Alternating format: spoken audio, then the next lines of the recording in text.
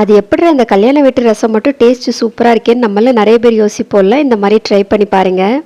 துவரம்பருப்பு, மல்லி 1 ஸ்பூனு, மிளகு சீரகம் 1/2 ஸ்பூனு, 1/4 ஸ்பூன் அளவுக்கு வெந்தயம், காரத்துக்கு ஏற்ற மாதிரி வரமிளகா, கருவேப்பிலை இதெல்லாம் நல்லா ட்ரை ரோஸ்ட் பண்ணி எடுத்துக்கோங்க.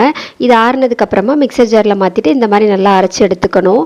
ஒரு பாத்திரத்தில் கொஞ்சமாக எண்ணெய் சேர்த்துட்டு கடுகு, சீரகம், காஞ்ச மிளகா, அதுக்கப்புறமா நல்லா ஃப்ரெஷ்ஷான கருவேப்பிலை, ஒரு 5-6 பல் பூண்டை இடித்து சேர்த்துக்கோங்க. 1/4 ஸ்பூன் அளவுக்கு பெருங்காயப்பொடி லைட்டாக வதக்கினதுக்கப்புறமா ஒரு பெரிய சைஸ் தக்காளி சேர்த்துருக்கேன். சின்ன சைஸ் அப்படின்னா 2 சேர்த்துக்கோங்க. கல்லுப்பு சேர்த்து வதக்கி எடுத்துக்கலாம். இப்போ தக்காளி இந்த அளவுக்கு வதங்கினதுக்கப்புறமா புளித்தண்ணி சேர்த்துக்கணும். அதுக்கப்புறம் கொஞ்சமாக மஞ்சப்பொடி சேர்த்துக்கோங்க. நல்லா தாராளமாகவே தண்ணி சேர்த்துக்கலாம். நான் ஒரு 1.5 கப் சேர்த்துருக்கேன். இது ஒரு 5 நிமிஷம் நல்லா கொதிச்சதுக்கப்புறமா 1/4 கப் அளவுக்கு துவரம்பருப்பை வேக வச்சுருந்தேன். அதையும் உள்ளாடி சேர்த்து மிக்ஸ் பண்ணிக்கோங்க. இப்போ நம்ம ரசப்பொடி அரைச்சோம் இல்லையா, அதையும் உள்ளாடி சேர்த்து ஒரு மிக்சிங்கை போட்டுட்டு ஒரு நிமிஷம் கொதிச்சதுக்கப்புறம் அப்படியே ஆஃப் பண்ணிடுங்க. மல்லி இலையும் கொஞ்சமாக சர்க்கரையை சேர்த்து மிக்ஸ் பண்ணி சர்வ் பண்ணி பாருங்கள். அல்டிமேட்டாக இருக்கும். பாய்.